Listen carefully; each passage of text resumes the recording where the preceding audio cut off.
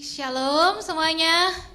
Selamat pagi untuk semuanya yang ada di tempat ini. Pertama-tama saya mau ucapkan welcome to our senior pastor, Pastor Yahya bersama istri. Boleh tepuk tangannya. Sungguh kami bersyukur bahwa kesempatan Tuhan diberikan Pastor Yahya bisa melayani bersama-sama dengan kami di tempat ini. Kita akan mulaikan ibadah kita. Sebelumnya mari kita berdoa. Bapa, dalam nama Tuhan Yesus, untuk berkat-Mu pada pagi hari ini, betapa kami bersyukur. Kami mau mulai ibadah kami, Tuhan. Kami percaya Engkau hadir bersama-sama kami di tempat ini. Kami mau merasakan hadir-Mu lebih dalam lagi dalam kehidupan kami. Engkau berkarya, Engkau bertata, dan Engkau berkuasa, Tuhan, atas ibadah kami pada pagi hari ini. Kami mau mulaikan ibadah ini hanya di dalam nama Tuhan Yesus Kristus. Semua yang percaya bersama-sama katakan amin. Mari kita bangkit berdiri semuanya. Kita mau bersorak, kita mau memuji nama Tuhan yang tinggi, amin. Ayo kita bersemangat di dalam Tuhan.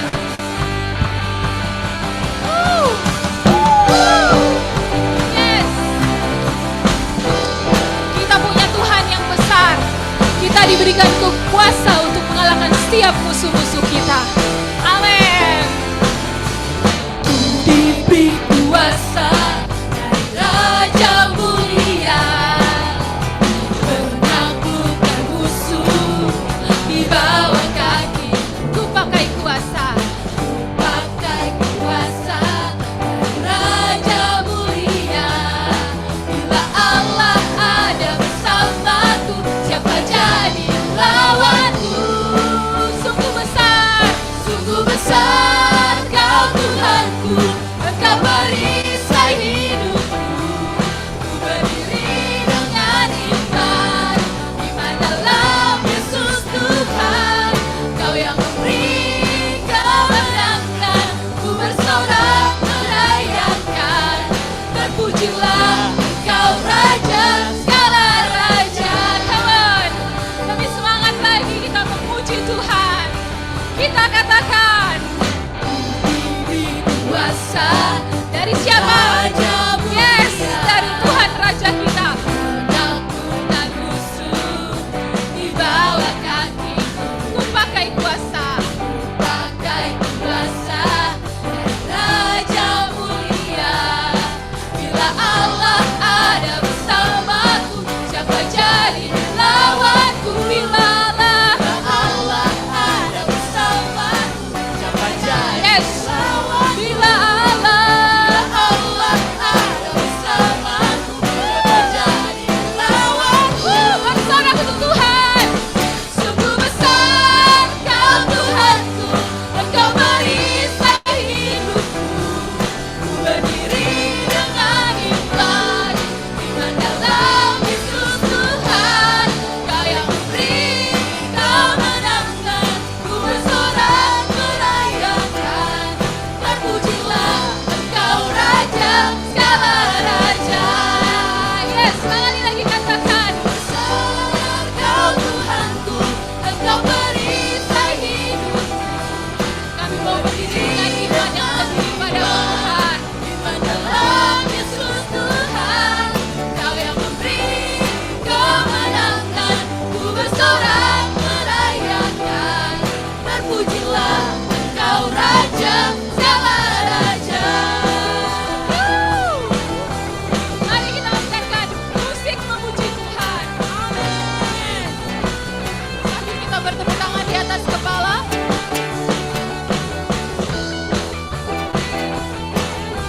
Kita punya Tuhan yang besar. Kita punya Tuhan yang berkuasa.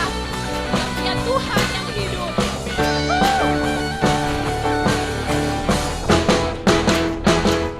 Sungguh besar Kau Tuhanku, Engkau perisai hidupku. Katakan Ku dengan berdiri iman. dengan Yes. iman Ada siapa? dalam Yesus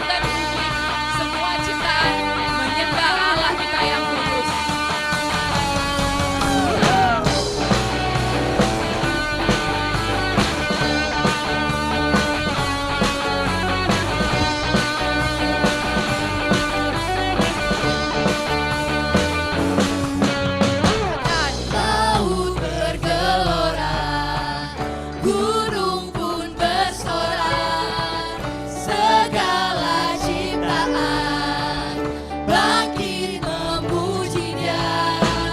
Perbuatannya besar, agung dan mulia.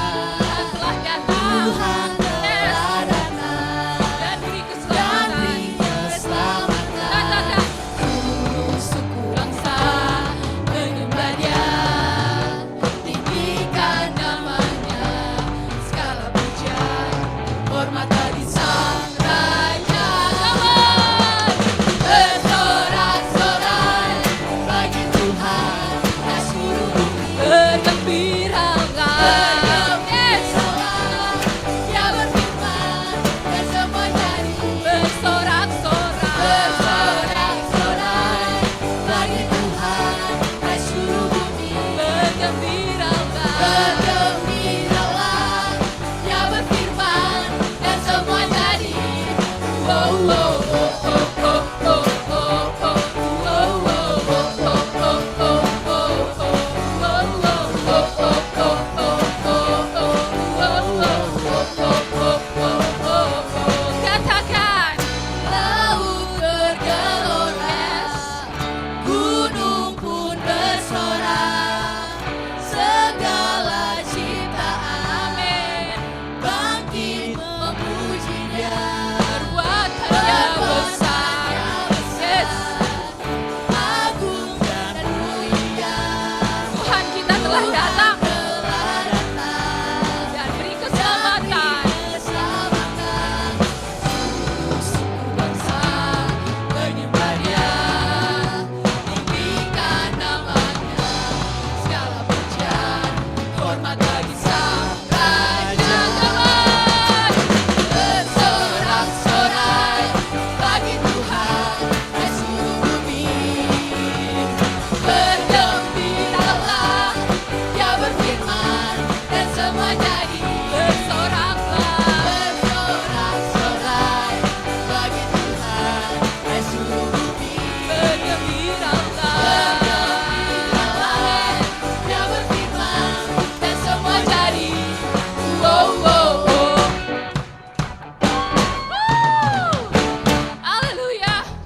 Langit, bumi, dan semua ciptaan akan datang bersorak memuji nama Tuhan kita yang kudus. Dia Raja di atas segala raja. Haleluya. Anak domba yang duduk di tahta, hormat kemuliaan sampai selamanya. Katakan bagi anak domba. Bagi anak domba yang duduk di tahta, Hormat kemuliaan. hormat kemuliaan sampai selamanya. Bagi anak domba.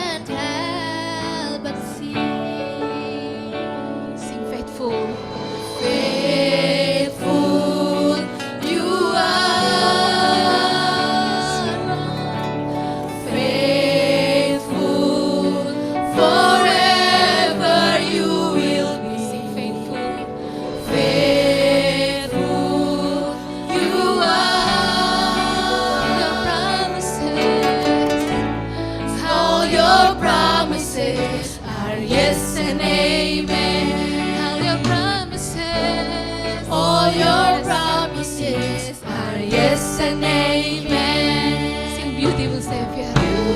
Beautiful Savior, you have brought me here. You pulled me from the ashes. You have broken every curse. Blessed Redeemer, you have set these captives free. Lord, I can't help but sing, Sing faithful. faithful you are. Yes, you are. Faithful forever you will be. Faithful. Faithful you are. Your promises. All your promises are yes and amen. All your promises. All your promises are yes and amen. Sing faithful. Faithful you are. Kau setia Tuhan. Kami bersyukur Tuhan. Terima kasih Kau setia dalam kehidupan kami Bapa. Betapa kami diberkati akan kehadiran-Mu Tuhan. You are. All your promises. All your promises are yes and amen. All your promises. All your promises are yes and amen.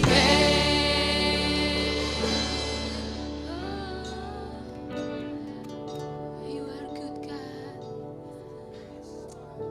Thank you Jesus.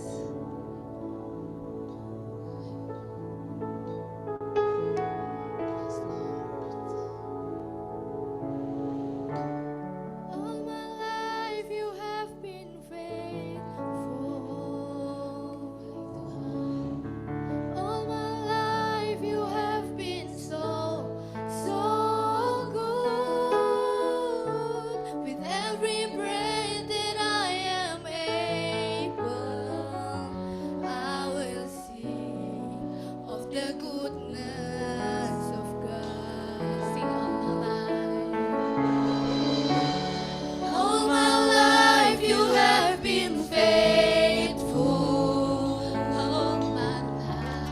All my life you have been so, so good. With every breath that I am able, I will sing of the goodness of God. Sing all my life. All my life you have been faithful. Yes, Lord. All my life you have been so, so good. With every breath that I am able, I will sing of the goodness of God. All my life. All my life you have been faithful. Yes, all my life. All my life you have been so, so good. With every breath that I am able, I will sing of the goodness of God.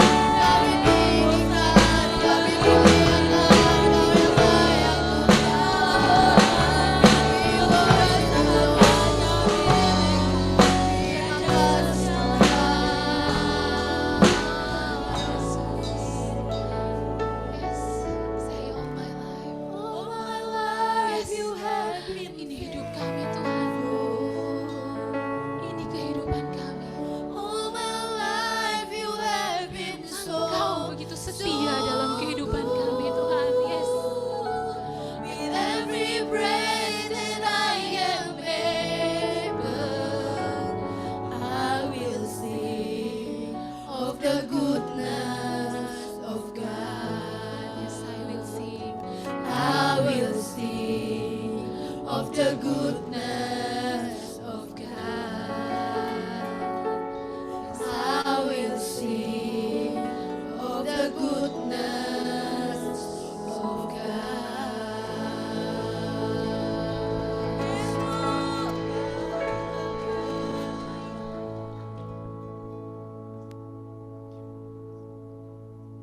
Lord, sepanjang hidup kami Engkau baik.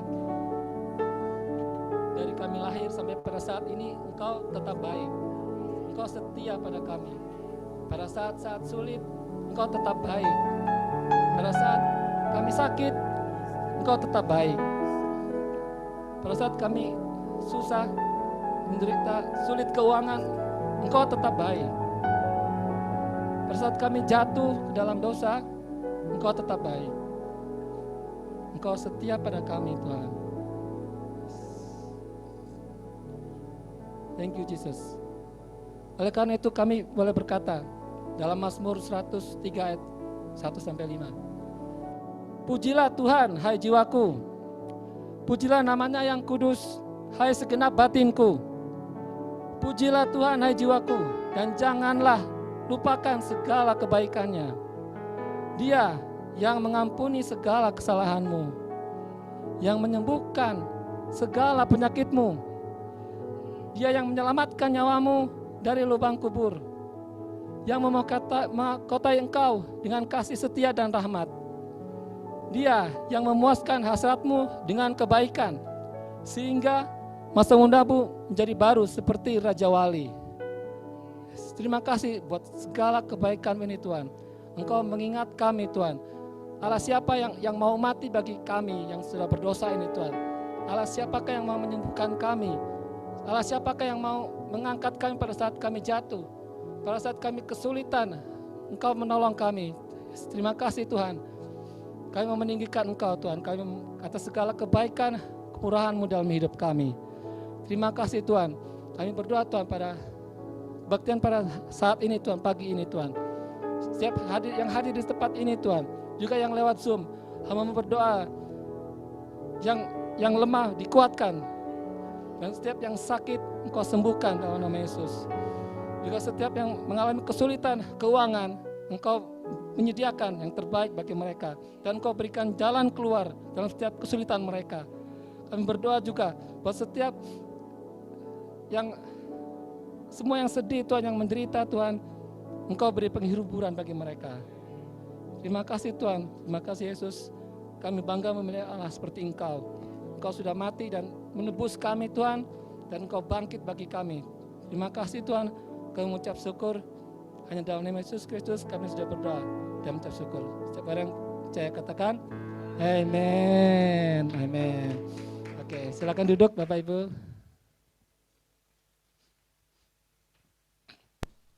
Selamat datang di Gereja Every Kelapa Gading, Jakarta.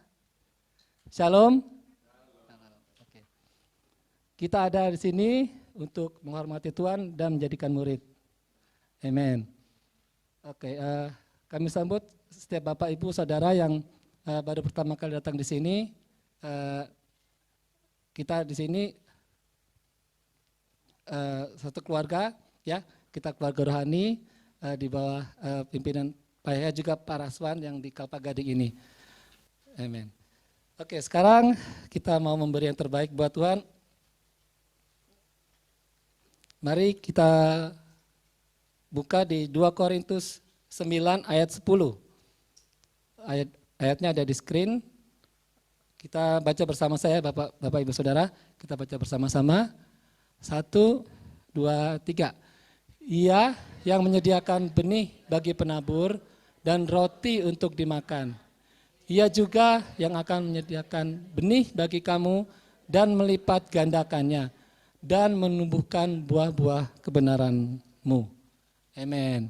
Jadi yang menyediakan benih itu adalah Tuhan sendiri, dan Dia juga yang akan melipat gandakannya.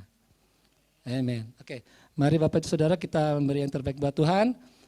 Buat yang hadir di sini bisa memberi langsung ke kotak persembahan, dan kalau nggak tunai kita juga menyediakan barcode di sini, QRIS, bisa di-scan, ada di belakang kursi Bapak Ibu Saudara.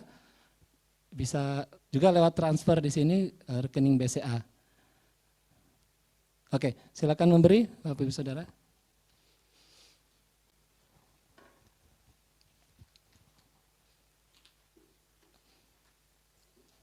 Oke, sambil Bapak Ibu memberi, saya mengingatkan juga ada permohonan doa di sini ya, ada kertas permohonan doa buat setiap Bapak Ibu yang rindu mau kita doakan ini.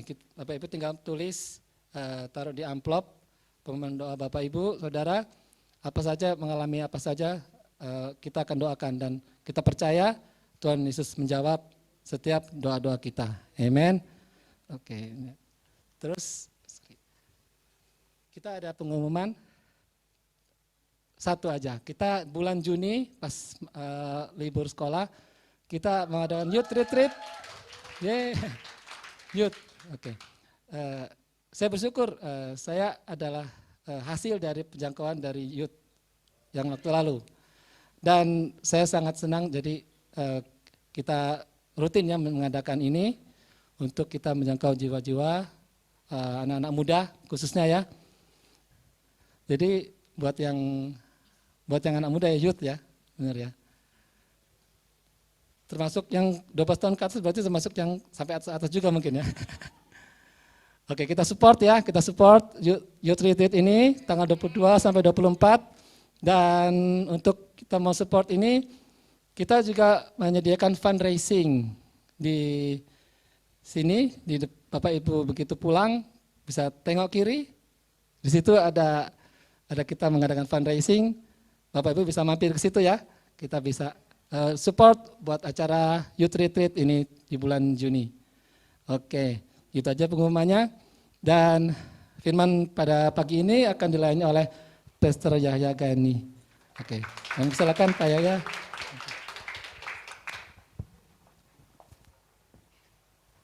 Selamat pagi saudara, Shalom, selamat pagi juga buat yang di Zoom. Senang sekali saya bisa hadir pada pagi hari ini bersama-sama dengan saudara untuk kita belajar bersama-sama firman Tuhan, untuk kita bersama-sama mendapatkan kebenaran firman Tuhan, untuk kita sama-sama dibangun oleh firman Tuhan, amin. Jadi saya juga masih belajar, kita semua belajar, dan saya terima kasih Pak Raswan, Ibu Sharon, dan juga semua tim kepemimpinan di gereja Kelapa Gading ini. Saya datang bersama dengan istri saya, Ibu Ista. Terima kasih. Kami menikah lebih dari 32 tahun. Jadi istri saya luar biasa sabarnya terhadap saya. Saudara belum tahu bahwa ngadepin saya tuh mesti sabar banget gitu. Saudara belum tahu. Banyak banget saya bikin salah. Saudara belum tahu hari ini istri saya bilang A, terus saya bilang iya, besok saya nggak kerjain. Dan 32 tahun itu terjadi, tapi istri saya tetap mendampingi saya secara luar biasa. Jadi senang sekali kami bisa hadir. Saya senang lihat, wah Pak Raswan main keyboard luar biasa. Saya baru tahu loh Pak Raswan, kok bisa ya? Saya setahu saya gitar Pak Raswan. Tapi ternyata, setahu saya bass gitu ya. Semuanya bisa ya. Ya, jadi betapa bersyukur kita memiliki gembala Pastor Raswan Gautama. Lalu yang main drum wanita. Setahu saya. Karena bulan lalu saya di Manado dan yang main drum juga wanita.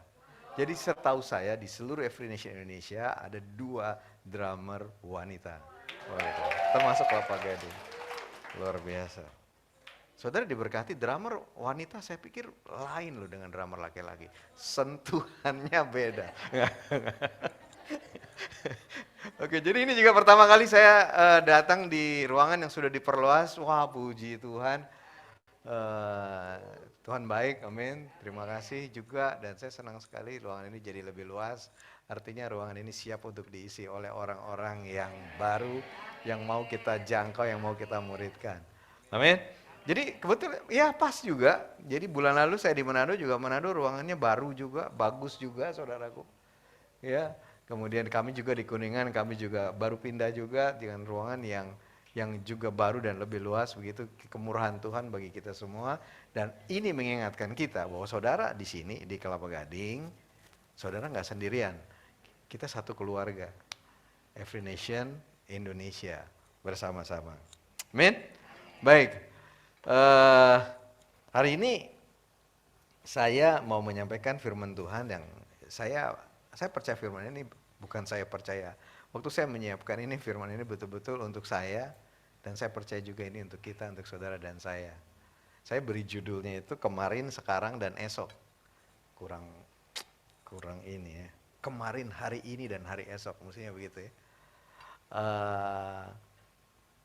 Tetapi apa yang mau saya sampaikan ini berhubungan dengan iman dan pengharapan kita. Jadi iman dan pengharapan kita hari ini juga berdampak menentukan hari kemarin kita. Karena banyak kali dari kita, hari kemarin itu kan mestinya udah lewat ya, udah selesai ya. Tapi banyak kali dari kita itu masih bawa-bawa hari kemarin kita. Banyak kali dari kita itu kayaknya karena hari kemarin itu entah gelap, entah gagal, entah nggak enak gitu ya. Jadi kebawa-bawa gitu loh, di dalam hari sekarang kita gitu. Dan itu nggak enak banget saudara. Dan itulah kenapa saya juga beri judul kemarin. Percaya apa yang Yesus sudah lakukan untuk hari kemarin kita. Percaya apa yang Yesus lakukan untuk hari ini kita. Dan juga percaya untuk apa yang Yesus lakukan bagi hari esok kita. Nah ayatnya dari Mazmur 78. Saya dapat kebenaran ini dari Mazmur 78. Mazmur 78 adalah Mazmur, pasal 78 adalah pasal kedua yang paling panjang di Alkitab. Setelah Mazmur yang paling panjang saudara tahu dong. Mazmur berapa? 119. Mazmur 78 ini yang kedua terpanjang, ada 72 ayat. Merupakan nyanyian sebetulnya, ya. Dan ini jadi panjang karena nyanyian ini berisi cerita sejarah kerajaan orang-orang Israel dari Mesir sampai Daud. Tuh, bayangin nggak saudara, kalau ada orang ciptain lagu, terus lagunya cerita mengenai sejarah Israel dari Mesir sampai Daud. Jadi panjang banget, lama banget begitu kan. Itulah kenapa jadi panjang ayat-ayatnya. Ditulis oleh pemimpin pujian, ditulis oleh pengajar yang namanya Asaf. Begitu di istana Raja Daud, dia tinggal di istana Raja Daud, memang dia memimpin pujian, dia juga mengajar saudaraku di situ. Nah, jadi kalau saudara lihat Mazmur 78 itu panjang banget begitu. 2 minggu kita bicara mengenai ini. Minggu pertama di ayat-ayat awal, nanti minggu terakhir di ayat-ayat akhir dari pasal 78. Nah, waktu saya lihat di Alkitab memberi judul untuk Mazmur 78 ini, gitu ya. Dan saudara, kalau ada judul untuk pasal tersebut kan kira-kira gini. Inilah gambaran yang akan kita lihat di pasal itu gitu ya. Jadi judul itu kan seperti boleh dikatakan summary-nya begitu dari pasal 78 gitu ya. Nah, saya coba lihat dari beberapa terjemahan Alkitab. Dari ESV, judul dari Mazmur 78 ini adalah beritakan kepada generasi berikut. Judulnya itu. Jadi artinya, kita tahu lah, pasal ini akan berbicara mengenai, ayo beritakan kebenaran ini kepada generasi berikut. Jangan lupa melakukan itu. Begitu. Itu dari versi ESV. Lalu saya lihat dari versi Amplified Bible, Mazmur 78 ini diberi judul tuntunan Allah terhadap umatnya terlepas dari ketidaksetiaan mereka. Jadi kalau saudara baca judul ini kesimpulannya apa? Tuhan tetap menuntun orang Israel walaupun orang Israel tidak setia. Gitu ya. Tetapi juga bisa berarti kita tangkap begini. Tuhan udah setia, masih aja orang Israel nggak setia. Tuhan udah menuntun, masih aja orang Israel nggak setia. Betul nggak? Bisa kita ambil kesimpulan begitu kan? Tapi juga Tuhan udah nuntun, orang Israel tetap aja nggak setia. Orang Israel tetap nggak setia, tetap aja juga Tuhan nuntun. Luar biasa nggak Tuhan itu? New King James Version, NKJV, judulnya pasal 78 ini kebaikan Allah kepada Israel yang memberontak. Gitu. Jadi Allah baik, padahal Israel berontak. Gitu. Di sisi lain, berarti ini Israel ini udah tahu Allahnya baik masih memberontak. Tapi yang jadi lebih luar biasa, Tuhan begitu baik, pihak yang dia berbuat baik itu memberontak kepada dia, walaupun memberontak, Tuhan tetap baik sama dia. Nah, judul yang diberikan oleh Alkitab Bahasa Indonesia TB2 lebih kasar buat saya. Nggak tepat kata-kata itu, tapi karena di TB2 judulnya Allah penyayang dan umat yang durhaka. Pakai kata durhaka.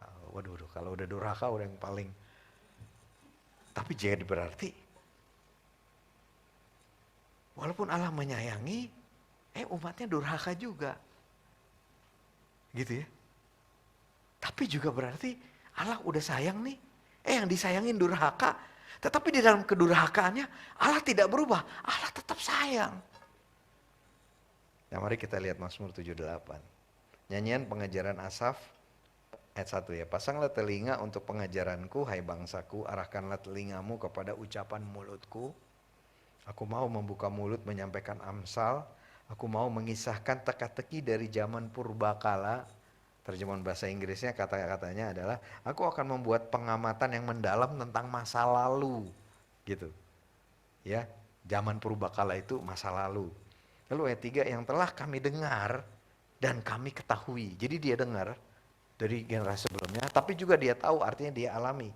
Yang telah kami dengar dan kami ketahui yang diceritakan kepada kami oleh nenek moyang kami. Tidak akan kami sembunyikan kepada anak-anak mereka, tetapi akan kami ceritakan kepada generasi yang kemudian. Dan ini dia nih yang diceritakan. Karya-karya Tuhan yang masyhur dan kekuatannya, perbuatan-perbuatan ajaib yang telah dilakukannya. Jadi Asaf mengatakan, mengajarkan, menceritakan, membuat lagu yang menceritakan karya-karya Tuhan yang masyhur atau perbuatan-perbuatan Tuhan yang mulia, yang menceritakan kekuatan Tuhan, yang menceritakan perbuatan-perbuatan Tuhan di masa lalu. Perbuatan-perbuatan ajaib Tuhan di masa lalu.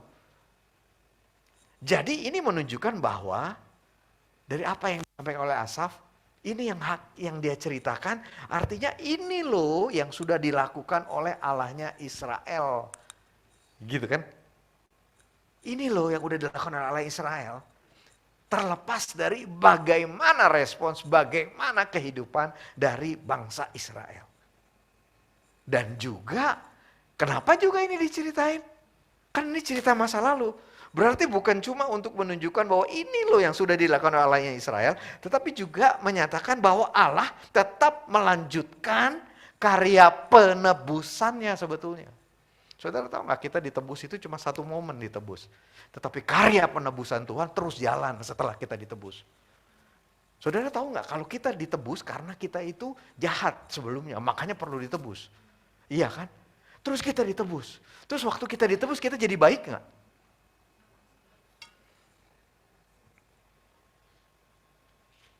Jadi baik mestinya. Tapi kenyataannya seringkali nggak begitu. Setelah kita ditebus, gitu ya, kita masih, tetapi di dalam keadaan yang masih itu, dia tetap konsisten melanjutkan karya penebusannya kepada kita. Terlepas dari ketidaksetiaan kita, terlepas dari ketidaksetiaan orang Israel. Kita lagi bicara mengenai bangsa Israel. Begitu ya, itu 1-4. Kemudian ayat 5, ketetapan dikeluarkannya di Yakub dan hukum Taurat diberikannya di Israel. Nenek moyang kita diperintahkannya untuk memperkenalkan kepada anak-anak mereka supaya dikenal oleh generasi yang kemudian, supaya anak-anak yang akan lahir kelak bangun dan menceritakannya kepada anak-anak mereka.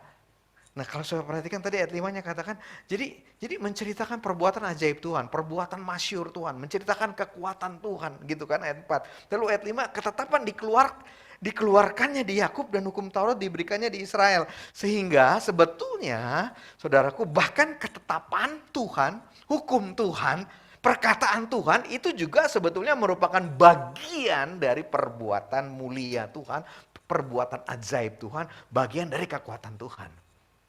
Firman-Nya juga bagian dari itu. Berapa banyak dari kita yang mau mengalami kekuatan Tuhan? Seperti ayo pengalaman yang kita perlukan. Enggak cuma pengalaman, bahkan firman Tuhan itu juga merupakan bukti dan menyatakan kemuliaan Tuhan, perbuatan ajaib Tuhan. Salah satu bukti perbuatan ajaib Tuhan buat saudara adalah firman-Nya yang dia berikan kepada saudara. Perkataannya yang dia berikan kepada saudara. Ketetapannya yang dia berikan kepada saudara. Itu juga loh, itu menyatakan kemuliaan Tuhan, perbuatan ajaib Tuhan. Ajaib enggak Tuhan? Luar biasa nggak Tuhan? Dia memberikan ketetapannya kepada kita. Supaya waktu kita melakukan, menghidupi ketetapannya itu, kita mengalami keajaiban Tuhan itu. Supaya, ini akhirnya kesimpulannya di ayat 7. Jadi Asaf bicara mengenai menceritakan perbuatan ajaib Tuhan, perbuatan mulia Tuhan, kekuatan Tuhan. Begitu. Supaya mereka, dan menceritakan kepada generasi penerus kan, kepada anak-anak mereka kan, supaya mereka, ayat 7, menaruh kepercayaan kepada Allah, tidak melupakan perbuatan-perbuatan Allah, tetapi memegang perintah-perintahnya. Nah ini targetnya, ini tujuannya, ini kenapa mau diceritakan, ini kenapa Asaf ini buat mazmur yang begitu panjang, buat nyanyian yang begitu panjang, panjang amat nyanyiannya. Kenapa nggak buat nyanyian yang lebih singkat aja? Kenapa nggak buat nyanyian yang lebih pendek aja gitu? Saya nggak tahu lagunya kayak apa. Ada nggak saudara sini yang bisa menyanyikan ini? Mungkin kita perlu dengar juga di YouTube. Ada mungkin ya. Saya nggak sempat. Mungkin ada di YouTube mendengar ini dinyanyikan dalam arti yang sebenarnya di dalam zaman waktu itu. Mazmur 78 begitu. Tetapi yang pasti nyanyian ini jadi begitu panjang karena tujuannya akhirnya untuk membuat yang menyanyikannya dan yang disampaikan kepadanya menaruh kepercayaan kepada Allah, gitu ya. Tidak melupakan perbuatan-perbuatan Allah dan memegang perintah-perintah Allah. Itu tujuannya. Dan ini jadi begitu penting. Dan sedemikian pentingnya ayat 7 ini ditekankan supaya ini jadi lebih kuat lagi dampaknya gitu ya. Lebih kuat lagi nyampainya ke kita. Bahwa betapa penting kita menaruh percaya kepada Tuhan. Betapa penting kita tidak melupakan perbuatan-perbuatan Tuhan. Tunggu. Tidak melupakan perbuatan-perbuatan Tuhan. Tuhan pernah buat yang baik gak sama saudara?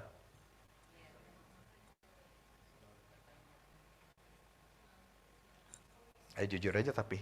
Ada gak di sini saudara yang merasa saudara tidak pernah mengalami perbuatan baik Tuhan?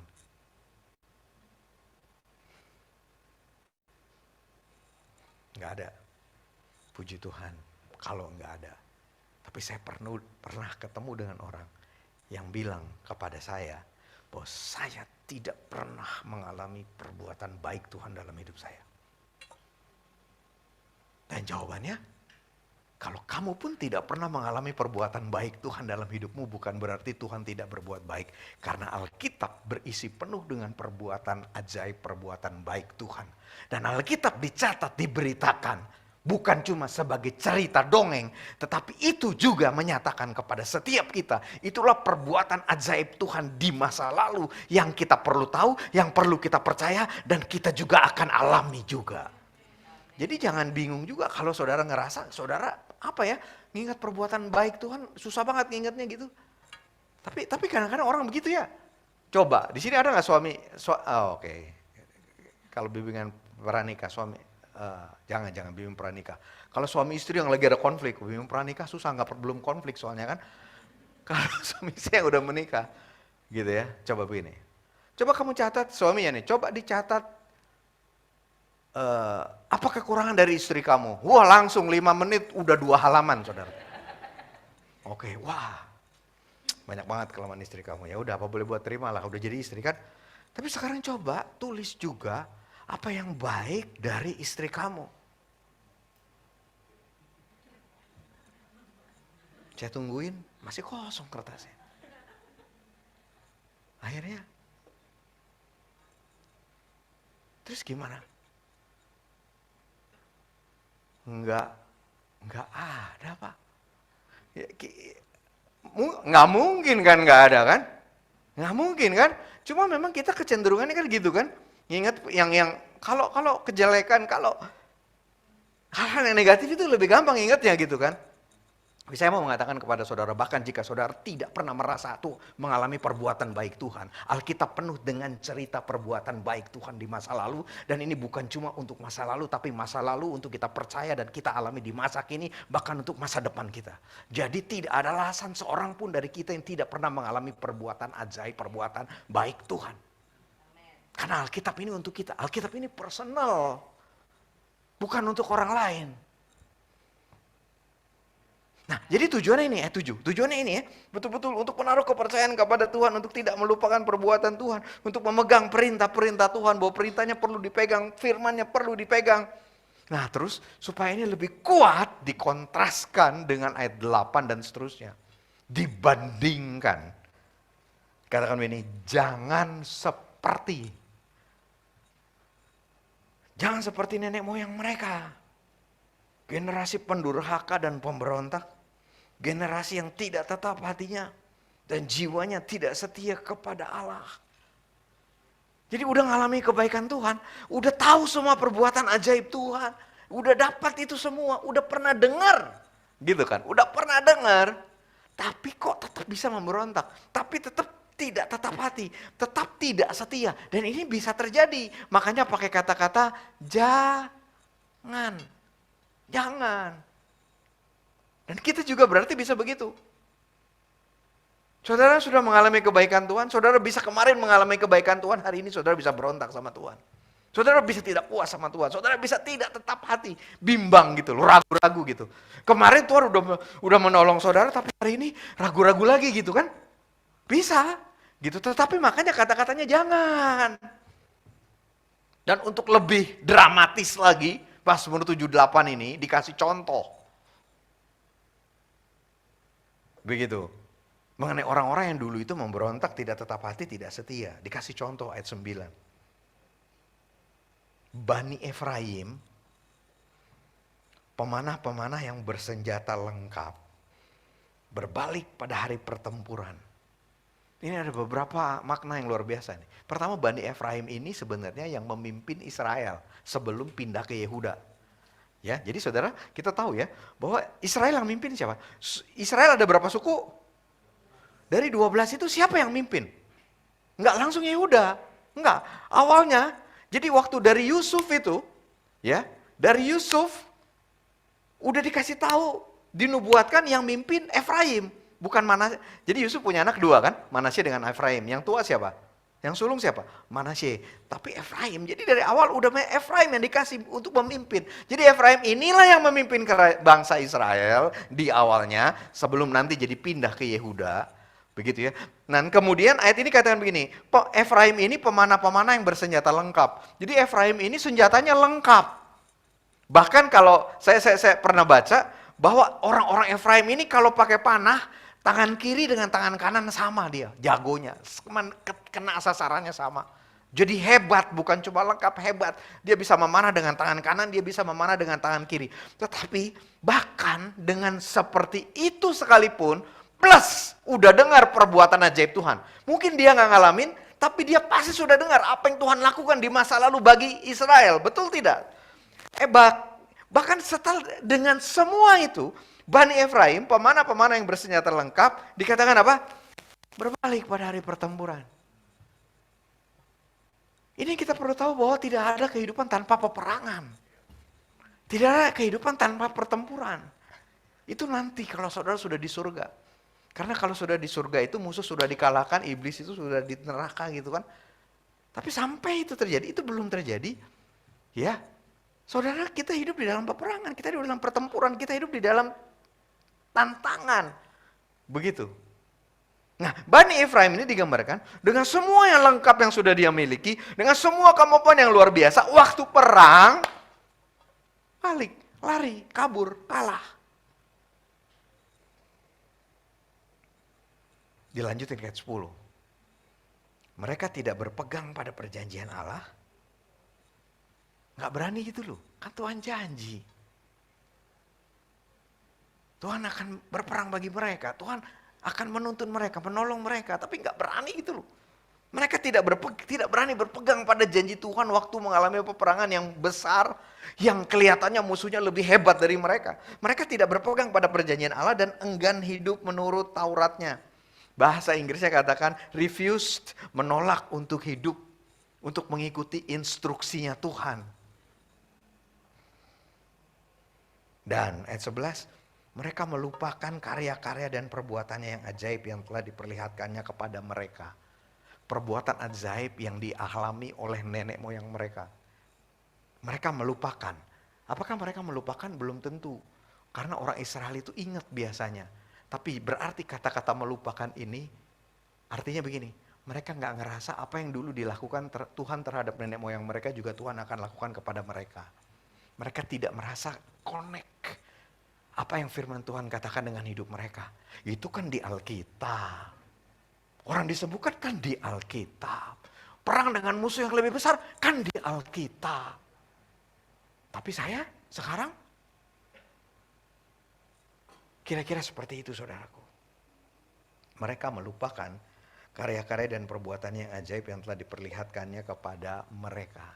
Ini kembali kepada cerita mengenai Israel, ini kan Israel. Ya. Dan ini cerita Efraim ini sebenarnya cerita kira-kira kalau saya baca ini ceritanya kapan nih, peristiwanya kapan? Ini peristiwa waktu di Gibeon ceritanya. Pertempuran melawan Filistin di Gibeon yang memang orang Filistinnya lebih banyak. Waktu itu rajanya Saul. Dan pertempuran ini membuat mereka kalah dan Saul mati di situ. Ya. Tetapi ayat 11-nya mereka melupakan karya-karya dan perbuatan yang ajaib yang telah diperlihatkannya kepada mereka. Ayat 12, di hadapan nenek moyang mereka. Padahal di hadapan nenek moyang mereka gitu. Makanya jadi perbuatan ajaib Tuhan ini di masa lalu, apa yang diceritakan, apa yang disampaikan, betul nggak? Itulah makanya nggak connect buat mereka. Saudara, kalau saudara tidak terconnect hidup saudara dengan firman Tuhan, saudara bisa jadi gini. Saudara bisa jadi ngalamin perbuatan ajaib Tuhan, tapi besok bingung lagi, besok takut lagi. Karena sebetulnya bahkan saudara punya keyakinan Tuhan akan melakukannya lagi, bukan karena kemarin Tuhan sudah melakukan buat saudara. Bukan. Itu juga bisa. Kemarin Tuhan sudah melakukan buat saya, hari ini Tuhan pasti lakukan lagi buat saya. Tetapi dasar yang lebih kuat adalah kemarin. Karena firman Tuhan memperlihatkan, Tuhan membela, itu kenapa sekarang saya tahu Tuhan juga bela saya. Jadi dasarnya bukan karena pengalaman kita, tapi karena apa yang Alkitab katakan Tuhan lakukan di masa lalu. Itulah koneksinya. Saudara, kalau firman Tuhan tidak terkonek dengan hidup saudara sekarang, percuma saudara percaya kepada Tuhan Yesus. Karena kalau firman Tuhan tidak terkonek dengan hidup saudara sekarang, atau kalau saudara cuma sekedar, ini sesuatu yang bisa kita belajar dari sejarah, itu betul-betul cuma buku sejarah, tapi ini bukan buku sejarah, ini firman Tuhan untuk saudara sekarang. Untuk saudara kemarin, untuk saudara sekarang, untuk saudara besok juga. Padahal ini yang dilakukan, ini diceritakan. Padahal di hadapan nenek moyang mereka dilakukannya keajaiban di tanah Mesir, di Mesir ya, di Padang Zoan ini juga di Mesir. Kemudian jadi Tuhan membebaskan mereka keluar dari Mesir kan, luar biasa kan. Terus bukan cuma itu, setelah keluar dibelahnya laut, diseberangkannya mereka, dibuatnya air berdiri seperti bendungan. Betul kan? Waktu mereka lewat laut itu loh. Tapi kemudian bukan cuma itu, setelah lewat laut juga dituntutnya mereka dengan awan pada waktu siang dan semalam suntuk dengan terang api. Bukan cuma itu, dibelahnya gunung batu di padang gurun, diberinya mereka minum sepuas-puasnya seperti dari samudra dalam. Dibuatnya aliran air keluar dari bukit batu dan mengalir turun seperti sungai. Artinya, ini mau mengingatkan kita bahwa Tuhan mau mereka percaya bahwa apa yang Tuhan lakukan kepada nenek moyang mereka akan Tuhan lakukan juga untuk mereka. Dan buat kita yang dengar sekarang, saya mau ini kita dengar, kenapa Mazmur 78 untuk kita? Supaya kita tahu bahwa Tuhan yang mau. Tuhan yang melakukan hal-hal ini di zaman Alkitab juga tetap Tuhan yang sama yang melakukannya untuk kita sekarang, untuk kita besok. Karena dasarnya bukan pengalaman kita, tapi firman Tuhan. Jadi balik sebentar ya ke cerita ini. Masa lalunya jadi penuh dengan pemberontakan. Jadi cerita ini Mazmur 78 bicara mengenai masa lalu yang penuh dengan pemberontakan Israel, tapi juga penuh dengan kesetiaan Tuhan. Penuh dengan pemberontakan Israel, tapi juga penuh dengan kesetiaan Tuhan. Orang-orang yang gagal dalam pertempuran, orang-orang yang tidak taat, orang-orang yang mengabaikan perjanjian Allah kepada mereka. Padahal Tuhan udah tebus mereka, Tuhan pelihara mereka, Tuhan menjaga nenek moyang mereka. Padahal Tuhan penuh dengan kasih, terus melakukan perbuatan ajaib, terus melakukan mujizat yang begitu banyak. Dulu berlaku sih, tapi itu dicatat di Alkitab. Artinya juga itu berlaku sekarang. Karena itu dicatat di Alkitab. Saya sekolah Alkitab, jadi saya ngambil program master yang kadang-kadang bikin bingung saya jadinya. Karena di program master, para son mau ngambil program masternya mungkin nggak ada itu. Tapi di program master yang saya ikuti, kita baca buku dari ahli-ahli teolog kan. Ternyata banyak ahli teologi juga yang mengatakan itu pengalaman yang dulu di Alkitab nggak terjadi sekarang. Gitu. Ada tuh, jujur saya mau katakan itu. Jadi kalau ahli teolog aja pikir begitu, jangan-jangan kita juga berpikir begitu. Terus kalau Alkitab yang dicatat dulu nggak terjadi sekarang, buat apa lagi kita baca? Buat apa lagi kita percaya, betul nggak? No, Alkitab itu penuntun hidup kita setiap hari sekarang. Jadi, saudaraku, ya, jadi dengan cerita ini Asaf mau Israel bertobat, belajar dari masa lalu, hidupi pengalaman masa lalu itu sekarang, dan kemudian ajarkan apa yang mereka dapatkan itu kepada anak-anak mereka. Ajarkan kepada anak-anak mereka, kepada generasi-generasi setelah mereka. Sehingga, kembali lagi ke ayat 7, setiap generasi kita, generasi anak-anak kita, setiap generasi menaruh kepercayaan dan pengharapan mereka kepada Tuhan, mengingat perbuatan-perbuatan ajaib Tuhan, dan mentaati perintah Tuhan. Amen. Saya nyimpang sedikit boleh nggak? Ini lagi banyak isu di luar bahwa perpuluhan itu tidak perlu dilakukan. Wah, parah saudara. Jangan pernah saudara berpikir, kalau saya bilang perpuluhan itu sesuai dengan firman Tuhan karena gereja perlu uang. Enggak, gereja ini milik Tuhan. Jadi Tuhan yang bertanggung jawab menyediakan buat gereja. Tetapi kalau saudara mengatakan, kalau orang-orang yang mengatakan bahwa perpuluhan itu sekarang sudah tidak berlaku lagi. Dan terutama ini diajar ke anak-anak muda. Anak-anak muda diajar untuk tidak melakukan apa yang firman Tuhan katakan. Bahaya saudara. Orang-orang yang mengatakan perpuluhan itu tidak perlu dilakukan sekarang karena perpuluhan itu produk dari hukum Taurat. Siapa bilang? Tahukah saudara perpuluhan sudah dilakukan jauh sebelum hukum Taurat itu jadi. Justru karena perpuluhan sudah dilakukan secara natural oleh Abraham. Terus bangsa Israel bandel. Makanya jadi dilegalkan begitu waktu itu. Nah, tetapi dilegalkan oleh hukum Taurat di perjanjian baru jadi tidak legal. Bukan sesuatu yang legal, tetapi ayo kita lakukan karena ini perintah Tuhan. Amen. Begitu banyaklah pokoknya yang bilang macam-macam. Aduh, saya pikir, tahukah saudara perpuluhan itu bukan cuma ada di kitab Matius, tetapi di kitab Ibrani juga ada. Intinya, mentaati perintah Tuhan itu perlu kita lakukan. Ini pesannya. Buat kita juga. Buat kita, buat anak-anak kita. Untuk kita menaruh kepercayaan, pengharapan kita kepada Tuhan. Untuk kita mengingat perbuatan-perbuatan Tuhan. Untuk kita mentaati perintah Tuhan. Jadi saya akan menyimpulkan. Bahwa dari ayat-ayat yang kita baca. Kita menentukan masa depan kita dan masa depan anak-anak kita. Melalui bagaimana kita lihat hari kemarin kita, hari ini kita, hari esok kita. Coba kita lihat hari kemarin kita. Apa yang saudara lihat? Banyak dari kita, kalau saya ajak lihat hari kemarin kita, yang kita lihat kegagalan kita. Sakit hati kita. Luka kita. Kegagalan kita, kejatuhan kita, kehancuran kita. Tetapi tahukah saudara bahwa hari kemarin saudara bukan cuma itu isinya. Bahwa hari kemarin saudara, di hari kemarin saudara, Yesus mati buat saudara. Yesus dikuburkan dan bangkit buat saudara. Dan Yesus yang bangkit itu menyediakan kehidupan yang penuh dengan hal-hal baik dari Tuhan. Itu juga terjadi kemarin. Tinggal kita mau lihat apa dengan hari kemarin kita. Kita mau lihat terus kegagalan kita di hari kemarin kita. Mari saudaraku, hari kemarin bukan cuma penuh dengan kegagalan, tetapi hari kemarin penuh dengan perbuatan-perbuatan mulia Tuhan bagi kita di dalam hidup kita.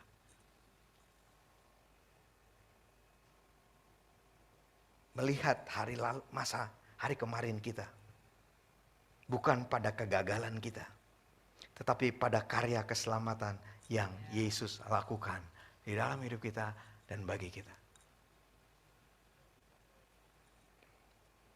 Melihat hari ini kita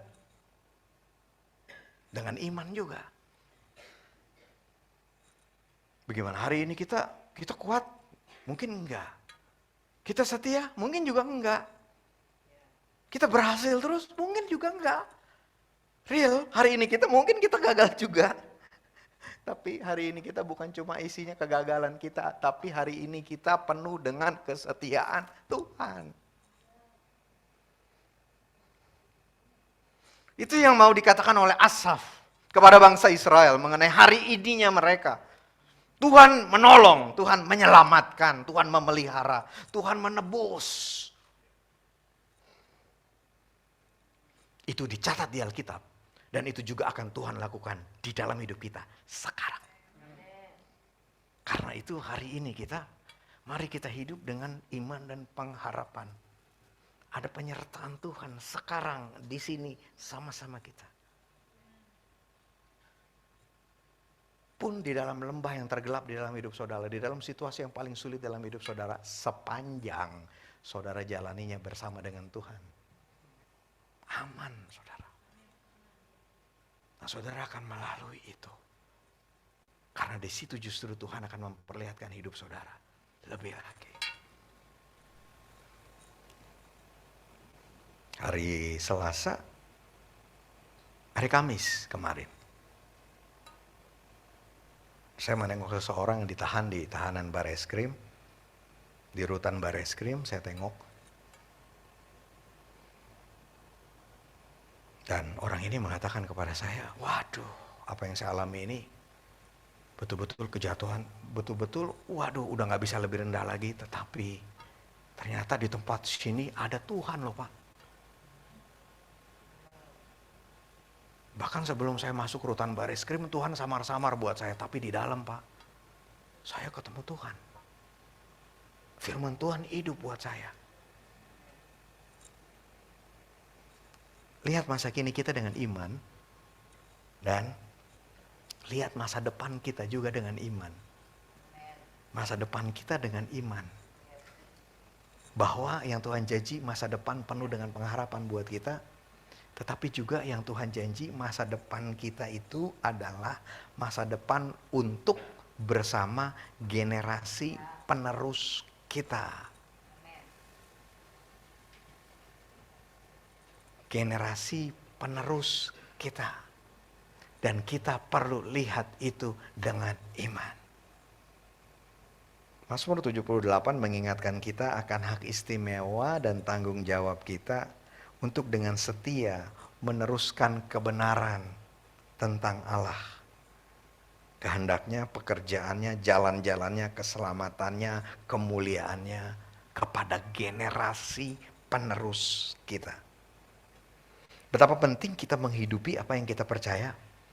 Nah, cuma gitu, kita mesti hidupi apa yang kita percaya, kemudian baru kita impartasikan ke generasi penerus kita. Dan kebenaran yang saudara hidupi, yang saudara impartasikan itu jadi punya kuasa.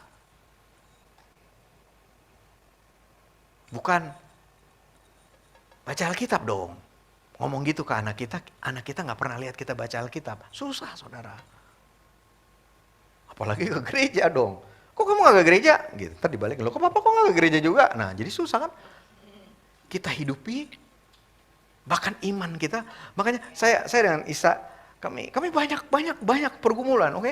Bukan kita hidup, wah banyak sekali pergumulan. Dan saya karena anak-anak saya sudah besar kan, sudah 22, 20 tahun dan sudah 15 tahun yang kecil. Kami mengizinkan anak-anak kami melihat pergumulan yang kami alami. Tapi kami bukan cuma memperlihatkan kepada anak-anak kami betapa susahnya hidup papi dan mami kamu. Jadi kesian banget papi mami gitu ya. Nah, saya bukan cuma memperlihatkan kepada mereka kesusahan kami, tapi saya juga perlihatkan kepada mereka iman kami, ketekunan kami, doa kami. Saya mau pastikan anak saya lihat bahwa hidup ini memang penuh penderitaan, tapi saya mau pastikan anak saya lihat kami berdoa, kami percaya Tuhan. Dan itu yang akan jadi bekal mereka. Dan itu yang akan membuat masa depan anak kita penuh dengan pengharapan. Jangan takut saudara. Siapa di sini yang berpikir ini kan dunia makin rusak, makin jahat, makin susah, betul nggak? Ya, jadi masa depan anak-anak kita makin suram. Siapa bilang? Tidak. Generasi penerus kita itulah masa depan kita yang perlu kita imani, yang akan Tuhan lakukan. Saudara, kalau orang tua saya lihat saya, orang tua saya pasti akan lihat, waduh ini anak saya ini jauh lebih susah hidupnya daripada zaman orang tua saya. Tapi kita bukan cuma survive kan, kita juga menang, kita juga bisa beriman. Betul enggak?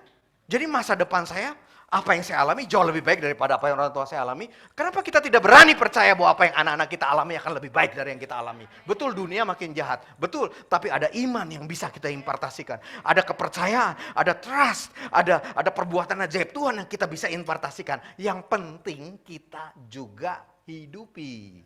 Bukan cuma ngomong ke anak kita. Sekali lagi kita diingatkan untuk mengajarkan generasi ke generasi anak-anak kita. Untuk menaruh kepercayaan mereka, menaruh pengharapan mereka kepada Tuhan. Dan itu dimulai dengan kita. Ayo, yuk.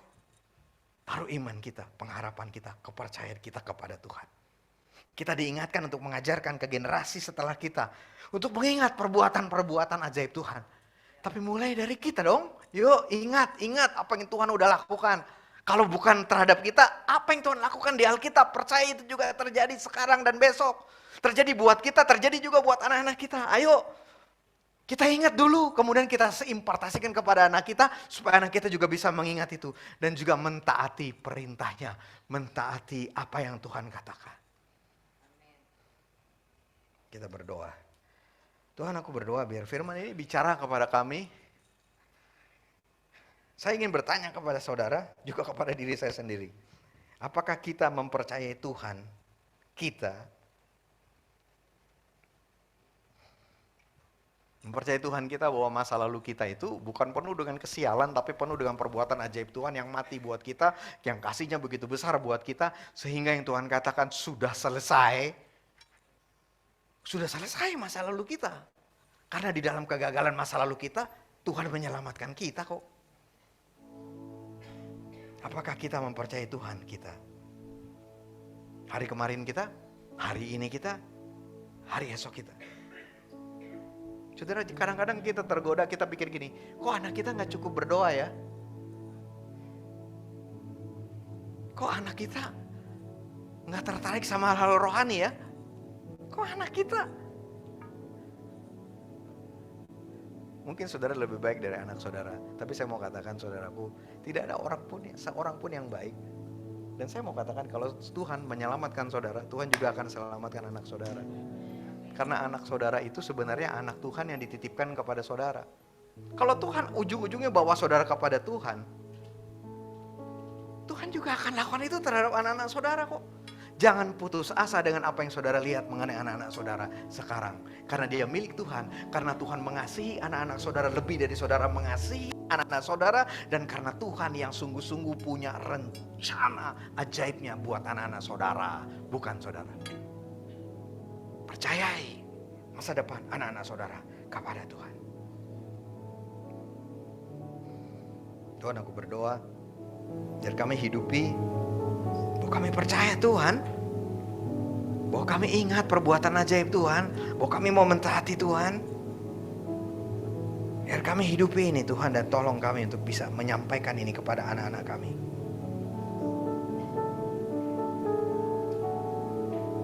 Aku berdoa biar kami bukan hanya menyampaikan ke anak-anak kami kegagalan, bukan ketidakpercayaan kami, bukan kesedihan kami saja. Tetapi kami juga menyampaikan kepada anak-anak kami perbuatan ajaib Tuhan. Bahkan bukan hanya apa yang dikatakan oleh Alkitab, tetapi di dalam kehidupan kami sendiri juga karena kami mengalaminya bersama dengan Tuhan. Buat kami berani mengatakan kepada anak-anak kami perbuatan ajaib-Mu, kesetiaan-Mu. Dan buat kami berani mengatakan kepada anak-anak kami bahwa kamu punya masa depan yang luar biasa karena kamu punya Tuhan yang sudah ada di masa depan kamu. Di dalam nama Tuhan Yesus. Percakapan saya dengan Joshua, anak saya yang paling besar, dia lagi skripsi, dia akan lulus. Tapi gimana ya setelah Joshua lulus?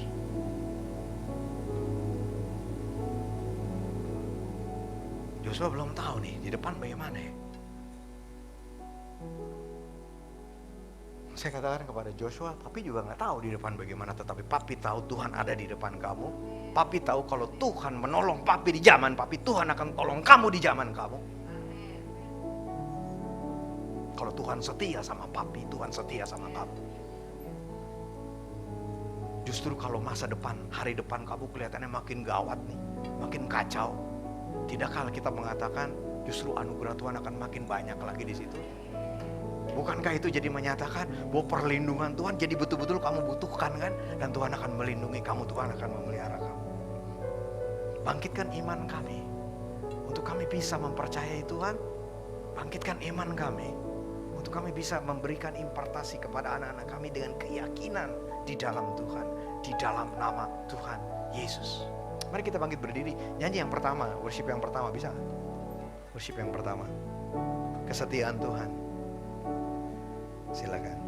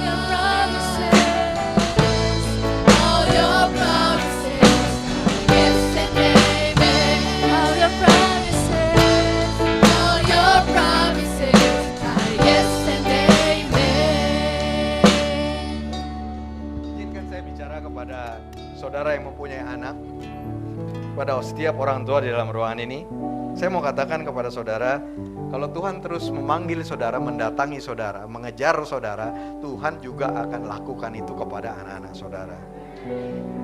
Saya mau mengatakan kepada saudara, kalau Tuhan setia kepada saudara, Tuhan juga setia kepada anak-anak saudara. Dan saya mau mengajak kita, orang tua, jangan perlihatkan kekhawatiran kita kepada anak-anak kita. Perlihatkan iman kita kepada anak-anak kita. Percaya saudara, percaya saudara. Tuhan, aku berhenti, kamu berdoa, biar kami berhenti memperlihatkan kekhawatiran kami terhadap saudara. Kalau saudara memperlihatkan kekhawatiran saudara terhadap anak-anak saudara, tidakkah itu yang saudara impartasikan ke mereka? Kan bukan itu yang kita mau impartasikan, betul tidak? Kita mau mengimpartasikan iman kepada anak-anak kita. Kita mau mengimpartasikan bahwa Tuhan itu baik loh, Tuhan itu setia loh. Jadi perlihatkan itu kepada anak-anakmu. Biar kami berhenti dengan kekhawatiran kami mengenai anak-anak kami. Berhenti memperlihatkan ketakutan kami, kekhawatiran kami di depan anak-anak kami. Kami memutuskan mempercayai Tuhan untuk anak-anak kami. Mempercayai Tuhan untuk masa depan anak-anak kami. Dan kalau Tuhan menolong kami, Tuhan akan menolong anak kami. Kalau Tuhan setia kepada kami, Tuhan akan setia kepada anak kami. Kalau Tuhan melakukan perbuatan ajaib kepada kami, kalau Tuhan membuat kami beriman, pada waktu Tuhan juga akan membuat anak-anak kami menjadi anak-anak yang penuh dengan iman. Karena masa depan next generation ini bukan cuma masa depan kami, tapi masa depan Tuhan bagi dunia ini juga di dalam nama Yesus. Dan aku berdoa bagi setiap kami. Kami belum menikah, kami pelajar, kami mahasiswa atau siapapun juga. Tolong kami untuk berani dan tidak berhenti mempercayai Tuhan atas hidup kami. Tolong kami untuk selalu mengingat perbuatan ajaib Tuhan dalam hidup kami. Tolong kami, untuk kami mentaati Engkau, melakukan firman-Mu, melakukan perkataan-Mu. Dan berkat Allah Bapa, Allah Putra, Allah Roh Kudus berlimpah atas kami. Pulanglah saudara, marilah kita menerima berkat Tuhan. Kasih karunia yang berlimpah dari Allah Bapa, damai sejahtera yang melampaui segala akal dan pikiran dari Tuhan Yesus Kristus. Pertolongan, penyertaan, penghiburan, kekuatan dari Roh Kudus menyertai setiap saudara, menyertai keluarga saudara. Diberkatilah saudara, diberkatilah keluarga saudara, diberkatilah anak-anak saudara, diberkatilah pekerjaan saudara, diberkatilah apapun yang saudara lakukan di dalam minggu ini yang sesuai dengan kehendak Tuhan. Tuhan Yesus memberkati saudara. Ayo kita juga jadi berkat bagi orang lain. Di dalam nama Yesus, amin. Amin. I'm losing my gravity.